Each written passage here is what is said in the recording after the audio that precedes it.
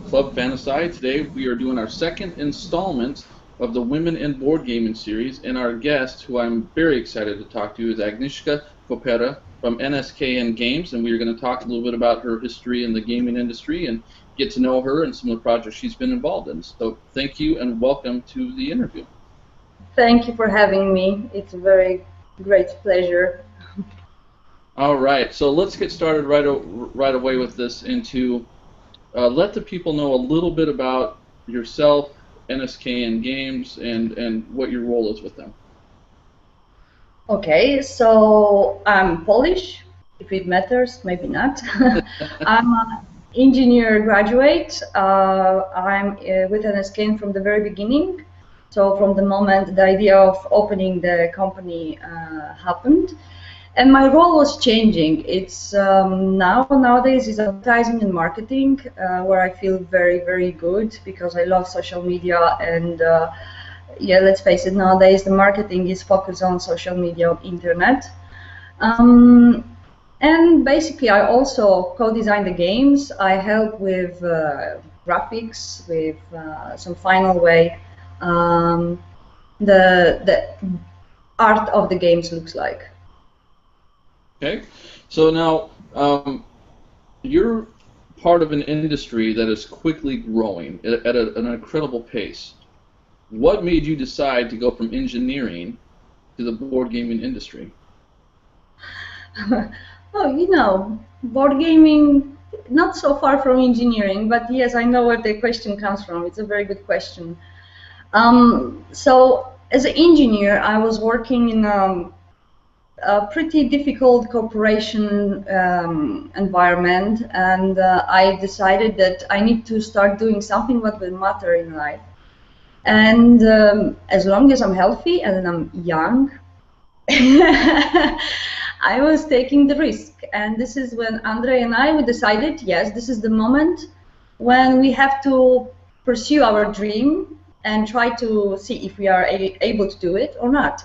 Because let's face it, in 20 years, probably will not be so eager to do it because there are more risks to take. And yes, so this was the main goal. Because board gaming always was there in the background. But I think like most of the people, it's very difficult to make a living from something what you love because you're scared it never will go the way you want. So this is how it happened. Well, I mean, yeah, it's a big risk for sure. It's a small industry, so putting all your eggs in this one basket can definitely be a risk.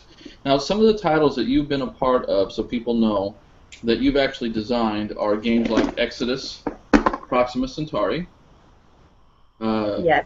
Wild Fun West, and recently you just concluded a Kickstarter with Progress Evolution of Technology, which was successfully funded, so congratulations on that. So you've been a part of at least 3 games in which you've designed, correct? Yes. Now, Yes. for those people who don't know, if you haven't played this game, you've got to get it. It's an awesome game. It won Best Revised Edition for the Club Fantasci Awards this year. Just a fabulous space opera game. Definitely a must-have for your collection. And then on the other side of things, you also had your hand in Praetor, which is soon to be released by NSKN Games and recently successfully kickstarted.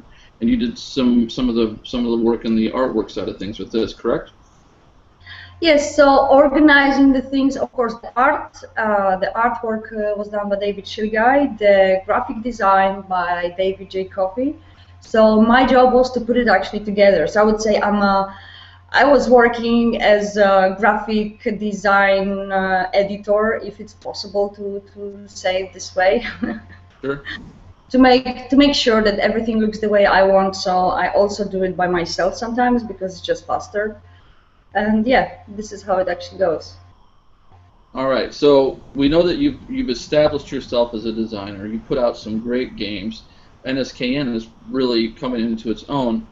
So what so far of this industry, what about it so far has been the biggest challenge for you? Oh, the biggest challenge? Good question. I honestly believe that the challenges are just appearing, and before you overcome them, they seem like the biggest possible. I would say that because NSKN started in Romania, the biggest challenge so far was to be able to penetrate the home market, because in Romania the board gaming is very small. It's just growing. So I think this is the biggest challenge so far, to be able to say that we help to grow a community and board gaming in Romania. This is something where we continuously work. So it's a continuous challenge. Through all those years, we start publishing games. How do you target that? How do you market that in a country that has gone what that country has gone through over the last 100 years at least, to picking up board games, pulling them out and saying this is a great way for you guys to spend time, your families and everything else, when they're still recovering from all that stuff? Yes, so for me personally, I am a little bit trying to copy what happened in Poland, because I'm Polish. Mm-hmm. And in Poland, let's say 10 years ago, it was also just a starting industry. And mostly just the RPGs, maybe some miniatures games, but it was really not profitable in any way. And it all started from people who had passion, who start making events. They made events at schools with friends in some coffee shops. And I can see that in Romania, because there are people who are passionate and they have board game forums, they have board game stores, and the information spreads mouth to mouth. I think this is the easiest way to say, oh, you know, let's go, I don't know, to the bar, and somebody says, oh yeah, let's take a board game with us. And this is how it starts. And I can say that very proudly that not even a month ago, there was first gaming event in Romania called TIGCON. And it's happening. So now it's just to make another goal for the next year and keep pushing so we can get more people on board. And it's amazing because it's a little bit like with happiness. When you're surrounded by people who are sad, when you're extremely happy, you will be able to influence some of them. The only thing is to not give up. And I see that from the past 3 years, the community in Romania of board gaming is really growing. I can see more stores, especially in Bucharest, in Cluj, all around. So I think it's all about having places where people can see that gaming and board gaming in particular are just something fun, something nice to spend time.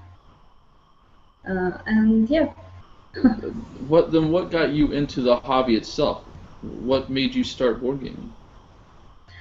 Yeah, so my story is, I don't know, I think very typical, or maybe not.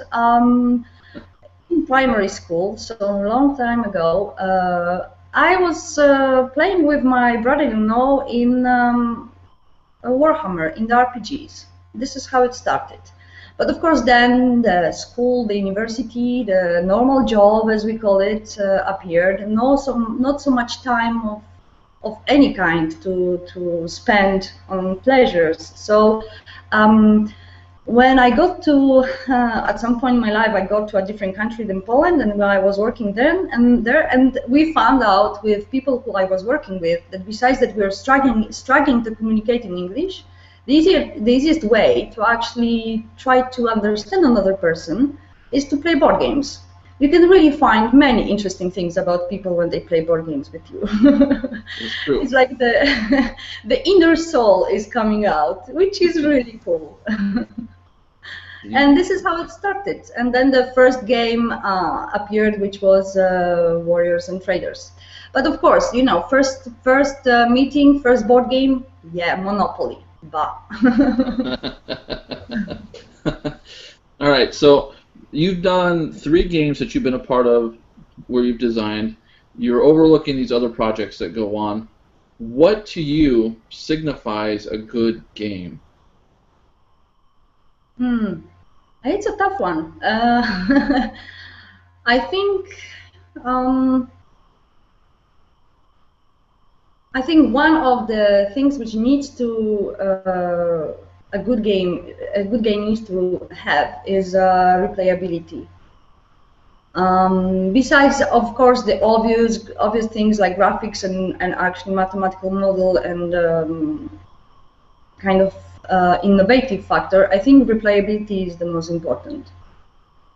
For me personally, I would say this is one of the most important things, that you can play a game more and more, and the best games are those where you actually play more and you want to play more. Not because you already know the strategy, but because you know that every time you play, you're improving your performance. So yes, I would say replayability. So that being said, one of the things that we see now with this whole Kickstarter boom is so many games coming out at such a fast pace. How do you encourage replayability of a game when it seems that now you play a game 2 times before the next Kickstarter arrives, and now you've got a new game to play, and then next week another Kickstarter arrives? You know what I'm saying? People are ordering and buying games at such a fast pace. How does that really affect the previous product that you put out there? Yeah, I think as many games, as many people who will love to play them. You know, everything depends on your taste and on your preferences. There are people who love a very short games when they can just take them in the pocket, go and just play, 3 games in 15 minutes, right? There are people who will almost every month put the Twilight Imperium on the table, and they will not mind that it takes them whole weekend and the table needs to stay for the night as it is. And but I understand where your question is coming from, because yes, it seems like there are more and more games on the market, but I think it might be also just that we have information about it and it's so easy. I believe it might not have been so many in the past, but I think it's just the impression that there are so many more. So yeah, it's probably difficult to get somebody to just buy one game and play it over and over. But therefore, I don't think it's a problem, because you have Board Game Geek when you can trade the games. So at the end of the day, if you played it once and you are not happy, you just trade it away for another one, and so on and so on. At least this is how I'm doing it. All right. So how many games do you personally own? I lost count, but I have something above 150. Okay. I lost count because I'm lending my games to many of my friends. So yeah, I'm giving away games. Of course, not giving away. They need to come back to me because it's important. But the thing is that yeah, I'm not keeping them all together. So some of them they are in Romania, some of them they are with my family, but. On Board Game Geek, I know that I'm keeping good track, and this is what I know. It's more than 150 at this moment, but SN is coming, so it's going to grow. One of the things I noticed when I was over in Romania a few years ago was how social a country it is. There's all kinds of places where people are outside gathered around in big areas, city squares. Walking is a big form of transportation there, which it isn't here in America. We don't have that really. It seems like it's a perfect idea or place to be able just to pull out a board game in a park and generate interest. Have you guys done that? Do you see that? Not at the moment, but this is a great idea. Thank you for that, by the way. I will write it down. I just remember being amazed at how social it was and how different a culture it was when I would sit there, and I mean, I loved sitting out in the area and watching all the people interact and talk, and we don't have that here. Everybody is so in a rush to get to the next place. You know, we don't really do that very well. So to me, it just seemed like, wow, this is a great opportunity possibly to generate interest, because you'll have hundreds, if not thousands, of people in one spot. Yes, but this is already in I would say it's already happening, not on the scale as you are saying it, but it's happening because, as I said, there are more board game stores, and those people are really, really cool. What they are doing, they have a separate area, a separate kind of bar space where you can get coffee or soft drinks, and you can play games. And of course, you can buy some from them, or you can just use it as a library. So you can literally play any game you want. And it's not also some hidden store, some place where nobody can get, because usually they are in the center, and it's very nicely presented, because the area for playing is like the first thing is meeting you when you're entering the store. Right. So this is also really, really nice. This is in Romania. What I noticed, that the stores with board games are absolutely differently designed than what I see, for example, in Poland or in Belgium, in Germany. They're more welcoming. They're like, okay, so let's all meet and play. And then you can see some games in the background. Whereas usually it's like you're entering and you just see a shelves or games and you're thinking, oh my God, so what do I want? So yeah, this is happening. What you're saying, that the people are invited to play, and it's there. But I think your idea is brilliant, to get some games, get in the park, and try to get people interested. It's a brilliant thing. Well, that's essentially what we did. We would schedule concerts in a park and not charge anyone for tickets, and by the time we start, there'd be 4,000 or 7,000 people there. Wow. Just sit there and watch somebody play music that they'd never heard of before. So, I know that that's a little bit more of a spectacle, but why couldn't the same thing apply to board games? Well, definitely we have to try it. Right. Yeah. When you're designing your games, what are some of the things, if any, that you really try to focus on before bringing them out to playtest? What are some of the things that you think you really need to focus on? So what's really, from my side of designing game, is important that none of the pieces of the game, when you have the concepts and the mechanics, they don't feel like they don't fit, in terms that they are not logical, or they seem like, okay, so why do I do that? It doesn't make sense. So this is something that I'm really trying to work hard, to not have this against common sense mechanics in the game. Because there are games which this happens, but I'm trying to make sure that my game is flowing while we are playing.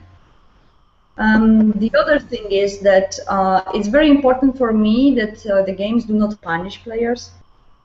You can be punished by your own bad moves, in terms that you will get less of something, but it will not punish you to the level that you will be absolutely taken out of the game.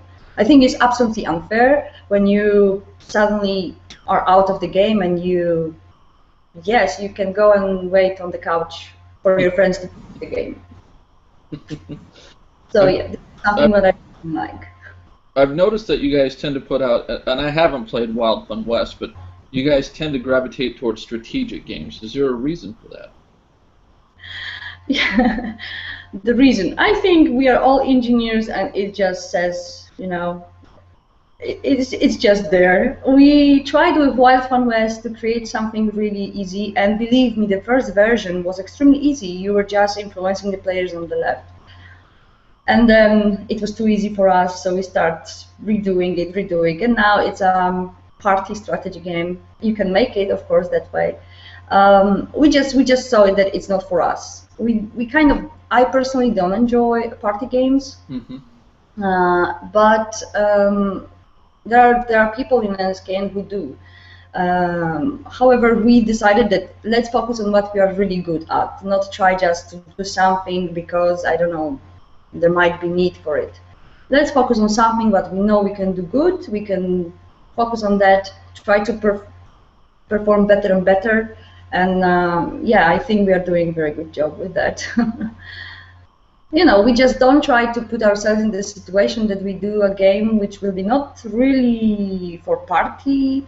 And yeah, we basically are doing types of games which we kind of like the most. But as a designer, what game do you wish you had designed? Yeah, there is one game which I'm having an idea, but the idea is not a game.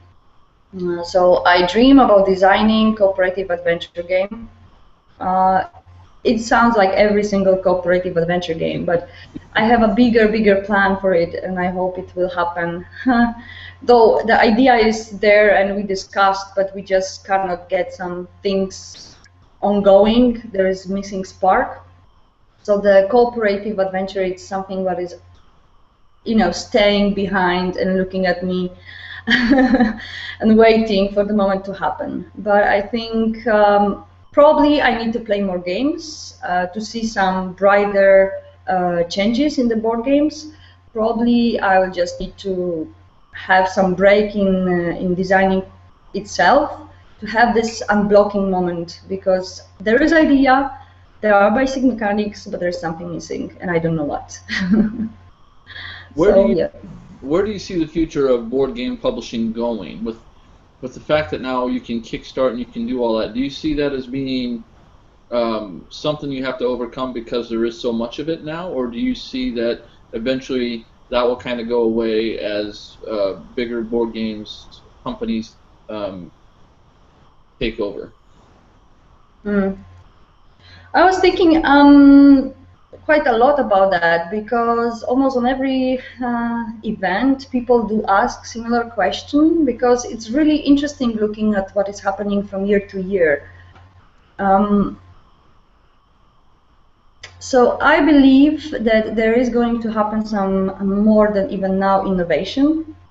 I will say here, for example, Czech Games Edition. They are mixing nowadays mobile applications with games, which I think is really brilliant.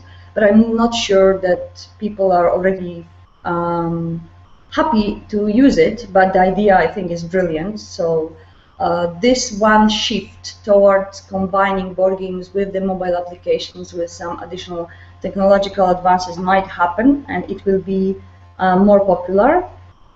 But then answering your second part of the question, that the big companies will take everything over and the smaller companies will have issues with putting their games out there. Honestly, now looking back for what was happening when we started, I would highly recommend every single person who wished to publish their own game and they want to put their name there and start a company, try to find alliance. Because if there are people who are starting to design the game by themselves and you have like 7 people from one place, just try to get all together, and really you will be as strong as most known companies if you can cooperate together. Because there are new companies popping up every now and then. It's great. Some of them will succeed and they will develop, but they have much higher chance to grow if they start alliances. Honestly, looking back, we didn't have with whom to make an alliance in Romania, and nowadays there is still nobody. But I think it's one of the things which I would really, really recommend, especially in Poland or in, I think even in Germany, in Belgium, where there are so many brilliant designers, and they want really to publish their game, and let's say that this is not of an interest of a big publishing company. Try to find people who will help you, and not somebody who doesn't have any idea about board gaming industry, but try to find people with the same focus and make an alliance and put it all together. I think it has much higher chances to succeed. Well, that kind of led into my next question, was what was going to be your advice to a person who wanted to get into designing board games. So you just answered that. Thanks. I was talking, and it just came by itself. That's perfect. Now, taking a twist on that, what's the best piece of advice you've ever gotten about the industry? This is amazingly great question. It is now, I think, 1.5 years when I met Mr. Larry Rosnay, and we had absolutely not business-related conversation. We were just talking about board gaming, about the industry, how it grew from the moment he started, because of course he has a humongous history behind and experience. And he said in a very simple words, you know what? No matter what size of company you are, make every penny count. And it was not only the penny as a money, but it also means your time, your effort you put in something. You have to know where to put the line. And I think this was one of the most brilliant things which opened my eye. Maybe for somebody will be like, yeah, okay, it's obvious. But it really is not, because sometimes when you work on a project, you love it so much that you literally cannot see the threshold when it's already too much. So making sure that you have a plan and that you are able to see if it's going to work or not, and you will not waste your time, or later on in the manufacturing, how to change basic concepts so you don't have to put more money into it, but just think out of the box. This is something that really changed our approach, because we're thinking, oh, so we are, let's face it, we are just a small company, and then we are talking to Larry Rosner, and he says that. So this was something really amazing, which I'm very thankful. Yeah, you can definitely invest too much time in the wrong areas and get absolutely nowhere really fast. So, very good advice. Now, earlier you talked about alliances for starting a board game company, and I know that you design a lot of your games with Andre. What do you think about that? I mean, what's the benefit of having a person that you're co-designing with versus not having somebody to co-design with? It depends, I believe, on your working system, on your ways, how you approach the design issues when you design a game, how you see it. Andre and I, we work absolutely differently. So what we do, I work on my part, he works on his part, then we are colliding, we are putting everything in the prototype, and we criticize each other as much as possible, because this is needed. Before we show our first prototype to anybody, we are the the people who will criticize the most, the people who will try it, and then yeah, we will just brainstorm. And definitely, I can say, even looking on Exodus, we got to so many amazing mechanics in this game because we were arguing, because we were saying, no, this doesn't work, let's do it this way, and then we were finding this middle ground. So in simple words, I would say, you know, two heads better than one. Right. But I believe that there are some brilliant designers who may not need that. Maybe it's enough if they just have a very good friends or people who will test the game and they will give them the same feedback. We prefer to do this that way because it's just easier for us. I don't think there is any, you know, discomfort for us from that side. On your, since everything you've done has been put out by your own company, did you ever take any of your prototypes and try to show them to another publication company before you guys started to do NSKN games? From my side, not yet. Not yet, and the only reason is lack of time. As you know, we have planned to publish another 2 games besides Progress this year. So this is one of the reasons that I didn't look into it yet. Because besides designing, I also do a job. I also work for NSKN Games, so it's really more difficult for me to look for the external publishing. Yeah, this is pretty comfortable situation. Yes, this is true. However, if we would not get positive feedback from people who absolutely don't know us and they play game, they don't know who designed it, we would never publish it. So, yeah, this is also cool. How many ideas have you come up with for games that you just threw away because it didn't work? I stopped counting.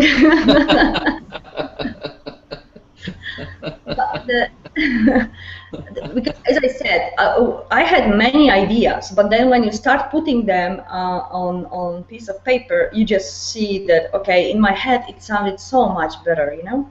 But the final ideas which were on the paper and then later on as a prototype, I have 3, and hopefully one we might work back with Andre. I hope he will find some things which he will be able to improve. Is again, I'm not happy enough with the game. So yeah, so I have 3 full prototypes which are working games, but I just don't think they're good enough. This is my standard. They don't meet my standards. What so far in this industry has been your greatest achievement? Wow. Till now, I would say the tech tree system for Exodus. It's something that I think is very unique. It took me a while, but I think it works really nice. It adds the flavor to the game. It's not only about what technology you have there, but it's also about the bonus discount system, which I worked on. So yes, I think the technology tree would be something that I'm most proud of. But soon probably there will be another technology tree which will be in progress. So yeah. Now that you've been doing this for a while and you've been seeing this, there does seem to be a slight imbalance into the types of players of the games, where it still may be slightly, well, I shouldn't say slightly, but mostly male-oriented game players. What do we say to the ladies to get them more interested in board games?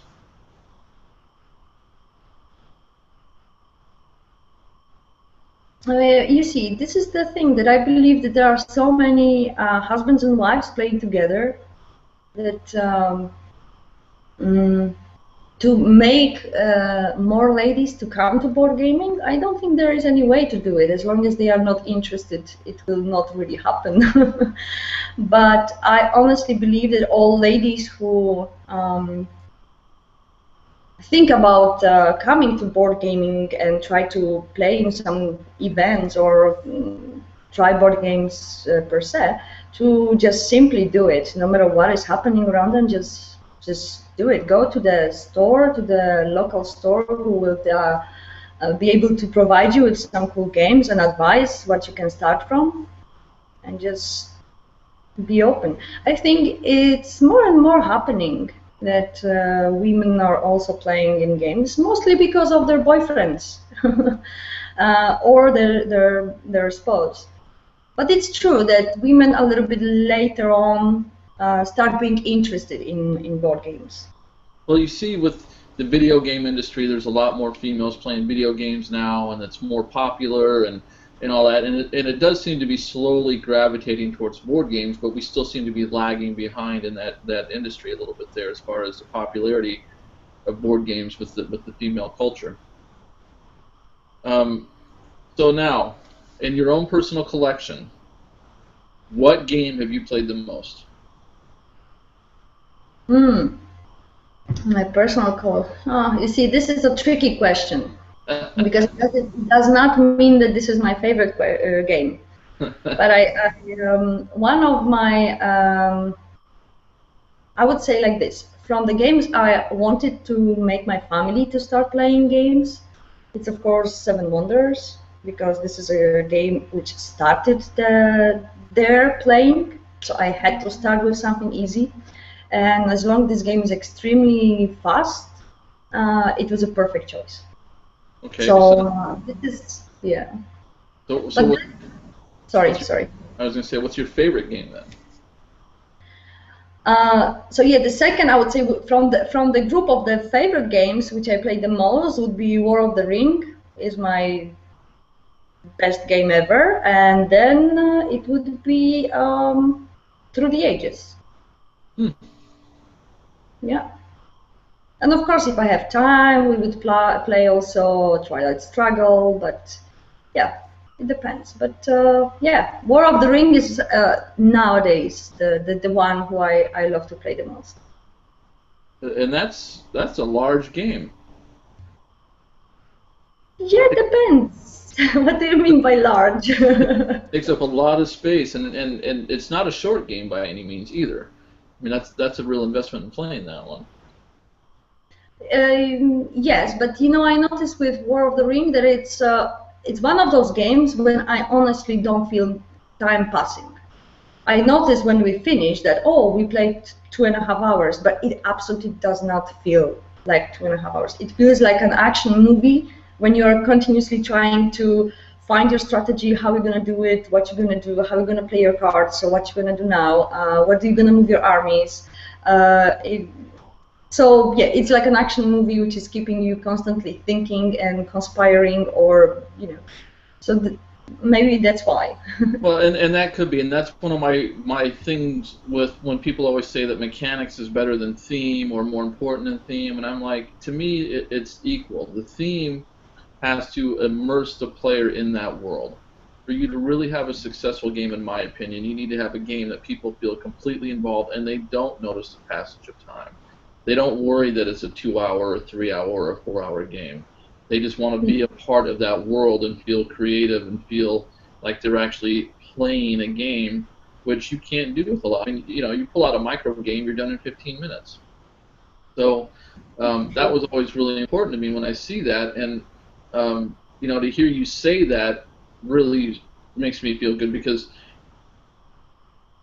board games so often have a kind of painted-on theme, where the mechanics may be really good, and it still may be a very good game, but the theme itself has absolutely nothing to do with the game. And although those can still be fun to play, they're not ones I tend to gravitate to put on the table. So to me, incorporating the theme that makes you feel like you're actually in that world is almost as important as the actual mechanics itself. How do you feel about that? Well, I absolutely agree with you. It's equally important. Equally important to enjoy the game, that the theme is there and you feel the theme. And yeah, I would say I absolutely agree. It's the question you see quite often on some of the board game forums or whatever, where people always try to say, well, mechanics are more important, or this is more important. And to me, that I do agree you can have a good game with not much theme, but why would I want that when I can play a game that incorporates both beautifully and makes it more of a full experience, like going to a movie? But you see, there is one of those things that sometimes the theme is so strong, but you just simply don't like the theme. It's not that you don't feel it, but it's just the theme which does not apply to you. It doesn't appeal to you. So then, you see, so it's really tricky to say if the mechanics, the quality of components, the art, or maybe the theme is more important. I think it's a combination, and the biggest combination is the person who is buying the game, because it all depends on your preferences. And that's why I think it's very difficult to get to everybody, but you can find two topics or themes where you can get to majority. But I also believe, like you said, that the theme is really important in the game, because if you just have a game which is stripped from any theme, you'll just do a mathematical counting. You'll just do a movements which are just, I don't even know how to say it. It's just pushing a thing. cubes. Yeah, exactly. So you see, there are people who love it. So yeah. With all the buzz about overdone themes, do you take that into account when designing a game? Do you think about, oh, we can't do another zombie game, or not another train game, or not another? Do you ever worry about that, or do you think, no, this is the theme that applies or that I want, and it's going to reach whatever audience it reaches? It definitely is in the back of our head to not have a theme which will, which might be welcome. But okay, I will say I will tell you something that is very personal to me. I cannot, for example, play a game where you have bugs, like ants or some, I don't know how to call it, spiders and stuff. I just simply can't. So definitely would never do it, even though I know that there are famous games and people love it. I just simply cannot. I cannot touch the game with this kind of component. But you see, with Exodus, I think this is the best example.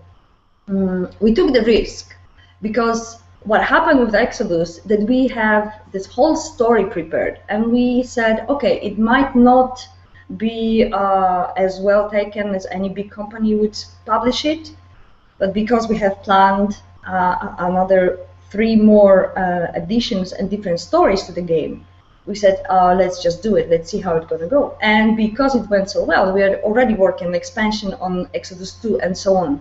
And the theme seems like, yeah, there are many games about empire building, space empire games, right? But I think the mechanics in this situation might be also important.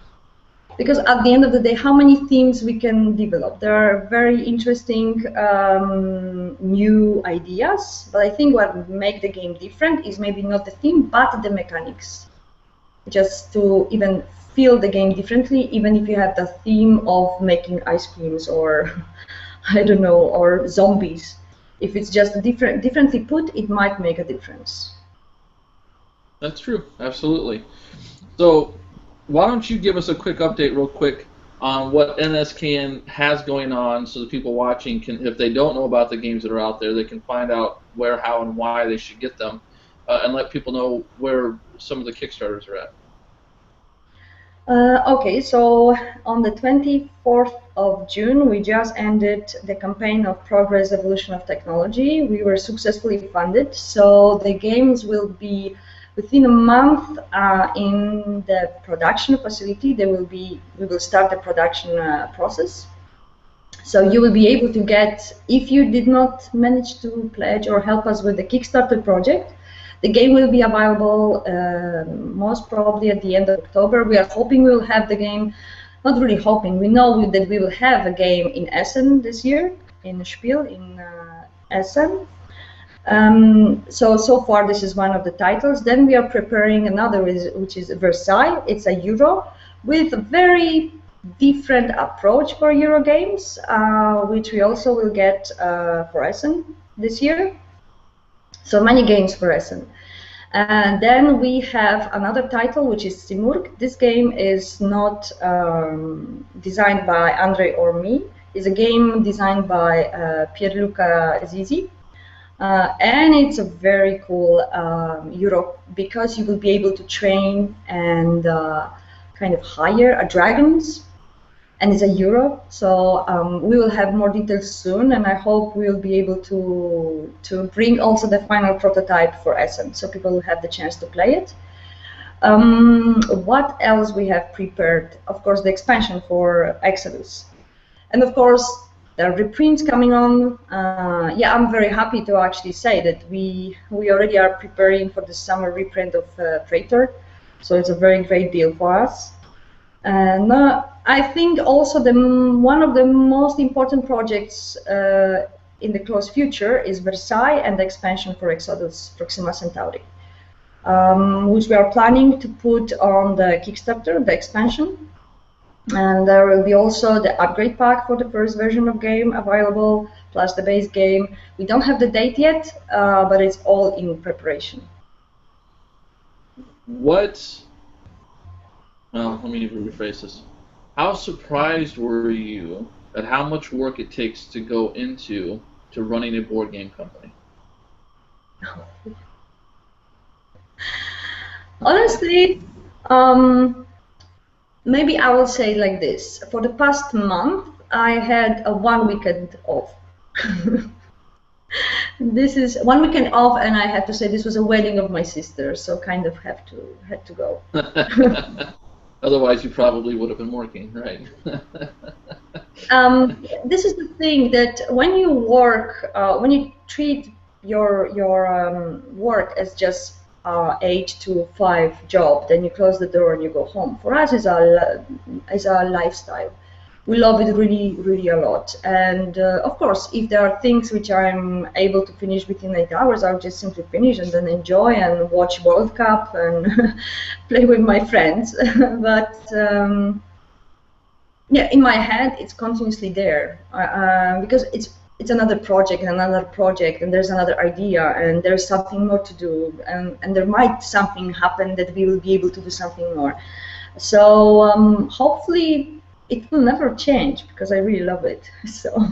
Well, and I think that people need to realize that just doing a Kickstarter alone is a full-time job, let alone still running the company and doing all the other things that go along with that business or other titles that you have. Correct? Yes, it's a very overwhelming and time occupying exercise. I would say a job when you do a Kickstarter campaign. We are lucky enough that we have a few employees in Romania who were taking over while we were not available. We were traveling or attending events or meetings.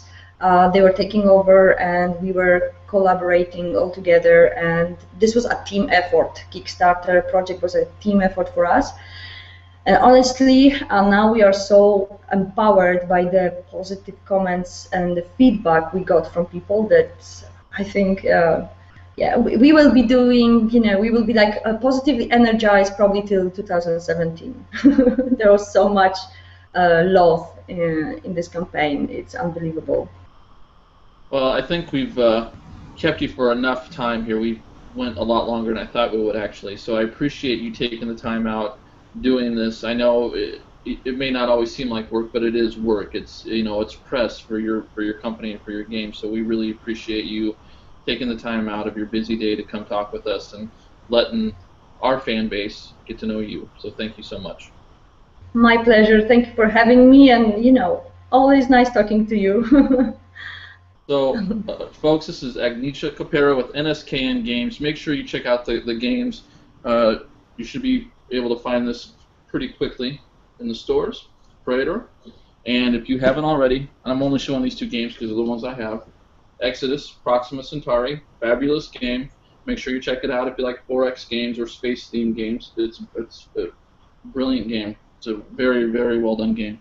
So, NSKNgames.com. They're on Twitter. They're on Facebook. Go give them a follow. Go give them a like. And make sure you say hey and show your appreciation for all the hard work they do. Thank you so much. We'll talk to you again soon.